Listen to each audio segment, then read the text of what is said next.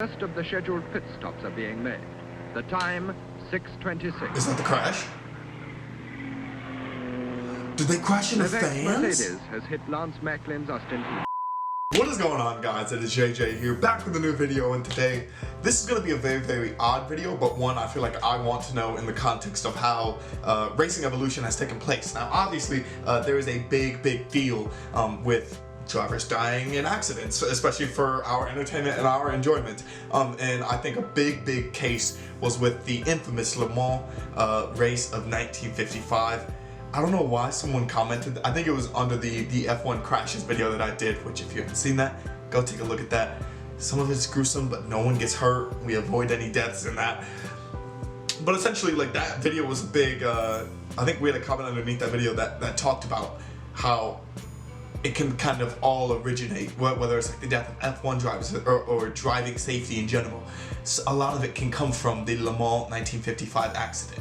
And so I found like the little 2-minute clips of it, but I'd rather take an actual like news report from that time to give me context as to what happened. So let me know your guys' thoughts on this down in the comments below. I'm gonna try to avoid any like instances of actual carnage or horror here, but yeah, we're gonna get into this. Let me know your guys' thoughts. As well, guys, you can find the original video down in the description below. Should be just a nice little drive report. Oh, it's sick. It's like a little newsreel.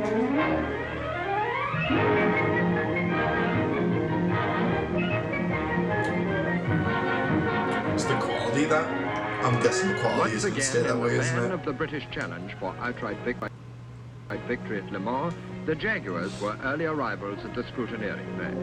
But this year, the team had been reshuffled, and Mike Hawthorn was to be the #1 driver, partnered by 500cc expert Ivor Buell, their racing number 6. The entry was as fully representative of the sports cars of the world as in any previous race. The nationalities of cars and drivers together adding up to nothing short of the United Nations of motor racing. And once again, the Germans had re-entered the field, determined upon a repeat performance of their 23rd hour victory in 1952. Sterling Moss was to share their #1 car with Fangio, and Alfred Neubauer was there, for wherever Mercedes go, there is to be seen the formidable shape of their team manager.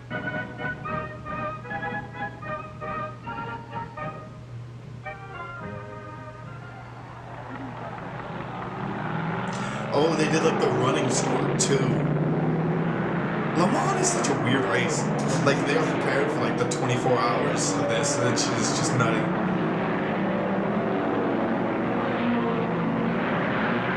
At the S's, young Castellotti has his Ferrari in the lead from teammate Malioli. Then comes Mike Hawthorn, the American and Belgian entered Jaguars, Peter Collins Aston Martin, the 2-litre Ferrari, Parnell's Lagonda, the Mercs of Levesque and Kling, then Bob Dixon's TR2.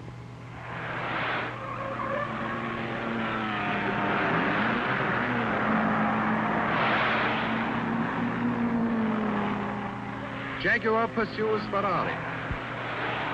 This feels so weird to watch. Don Bowman closes on Phil Walsh. It just feels so weird to sort of watch this as like a newsreel, because I know what's coming. Well, I don't know what's coming, but I know something bad is gonna happen, and it's like this. So I don't know. It just feels like such a weird old news. Do you guys feel Macklin like settles down an at the old job, newsreel? and Bob Dixon chases hard. And they have like a camera in 2 spots, and that's it. Oh, that car's not good looking. Pierre Levesque in Mercedes #20 is content to leave it to Fangio to dice with Hawthorn in the lead, and the Frenchman lies behind the Kling-Simon Mercedes, which is 5th.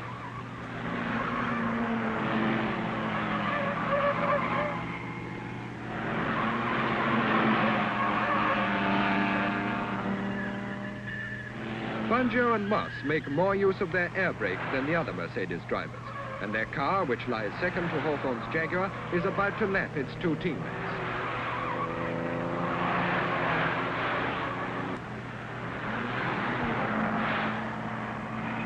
Now, coming up to halfway through the 3rd hour, the first of the scheduled pit stops are being made. The time, 6:26. Is that the crash? Did they crash into fans? Mercedes has hit Lance Macklin's Austin Heat. The veteran Frenchman is killed instantly. Macklin escapes by a miracle, but the flaming wreckage of the German car, together with the blast of what appears to be a major explosion, wreaks havoc in the dense crowd of spectators. Drivers unaware of the magnitude of the disaster continue with they're just still going. But marshals and mechanics now tackle the tricky task of moving the wreckage of the Healy. So these other cars are just driving around after a car just went like headfirst into fans. For a long time, the Mercedes burns at the roadside. The race has brought with it the worst disaster in motor racing history. One of their colleagues just died. Now, Ivor Bueb has taken over number 6 from Hawthorne. He just keeps going on, too. The man with the race report does not care either. This is so tone deaf. Les Brook comes into the corner. And the Sandbanks claim another victim, albeit saving the driver from physical injury.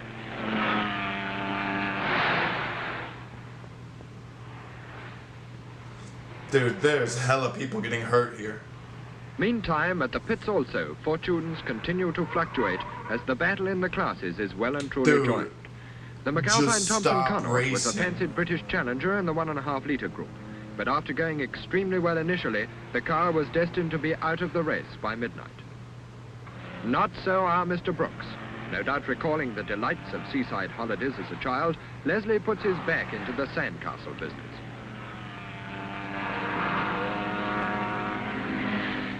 Sterling Moss now leads the race for Mercedes, although the lap record at 121.9 still stands to Hawthorne's Jaguar. In the pits, the work which can win or lose this race continues hour by hour. As one car rejoins the circuit, another is expected in. Engrossed in the routine of effort and rest, drivers begin to lose touch with normal time. Dude. Mechanics are thinking in terms of tire wear. Timekeepers count the hours in minutes and seconds. A man died upon impact immediately in the race, and they're still just going. Without a Terre Rouge, Les Brook counts the minutes by the shovelful.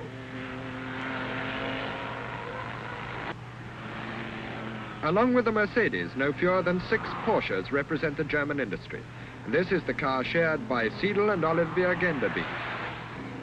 By this time, the field is thinning out, and as it does so, the cars in British Racing Green become conspicuous for their reliability. This is absolutely crazy. Like, I don't get it. Like, I actually don't get it. Like, how have they talked about a driver dying immediately upon impact? And they just, goodbye, continue. Like, what? Like, let's talk some of this out. Let's hear something out a bit. That's not right. At 9 p.m., Carl Kling is 10th, 25 miles behind Moss. Malioli is 3rd behind Hawthorne. It's Mercedes, Jaguar, Ferrari, Jaguar, Maserati. A struggle as international as any ever seen at Le Mans, and it's running at record speed. I'm just hoping, I'm literally watching this hoping no other drivers get hurt, and no other pedestrians get hurt, no other fans get hurt. Now the problem of failing light is added to the increasing strain on drivers. But to Les Brook, the twilight was to bring the reward for his heroic efforts. At the 8th hour, the position had changed. The Mercedes led the Jaguar by nearly 2 laps, but the Kling-Simon car was a further 2 laps back and 3rd, with the other 2 Works Jaguars on its tail. Now Le Mans assumed its midnight gaiety, for even now the vast crowds at the circuit had no idea of the magnitude of the disaster 6 hours before. Yeah, exactly. But at 2 a.m., the Mercedes are withdrawn. At that time, Moss led Hawthorne by a lap and a half, but the Jaguar had a pit stop in hand, and there were 14 and he just threw that in there randomly. A race is never over till it's won, and there were further drastic changes in the next 2 hours. The Ferrari challenge ended in anticlimax as one by one they failed. The Bowman-Jewess Jaguar left the road. The Maserati of Valenzano and Musso climbed through the depleted field. As daylight returned to the circuit, the Hawthorne-Bueb Jaguar led by 5 laps at 111 miles an hour from the Maserati. 1 lap behind came the Peter Collins Paul Frere Aston Martin, then the Rolls Hamilton Jaguar, which was obviously in trouble. And it's raining now. Hawthorne drove on with undiminished mastery. Peter Collins embarked upon a grim pursuit of the Maserati. This was still a motor race with a vengeance. I don't think I can stomach this anymore. I'm not gonna lie to you. We're going to the comments. We're going to the comments. We're going to the comments because I need to. You guys got the pace throughout the race has been a killing. Yeah. Exact. 80 people died.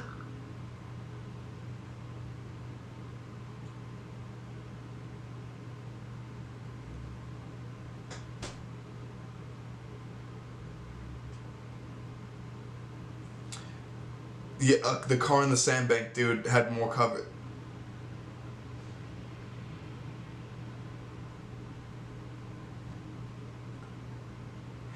Okay, I'm glad I came to the comments, guys. That makes total sense. So he was a pilot. He was a pilot in the Royal Air Force. It makes sense then. I don't really care who won the race. I'm not gonna lie to you. Oh, and some 80 spectators died. Like, he barely threw that in there. Like, that was barely mentioned at all. That he said people don't even know what happened the time before. Yeah, I don't. Because you didn't talk about Jesus Christ. That it kind of makes me sick a little bit, but to each their own, I guess. To each their own, because that baffles me. Let me know your guys' thoughts on that down in the comments below. Maybe I need to watch something that like is actually more focused on the people that died. I'm glad we didn't actually see it. I'm glad they vaguely showed it. That's unbelievable. That's unbelievable. Yeah. Thank you guys so much for watching. Peace.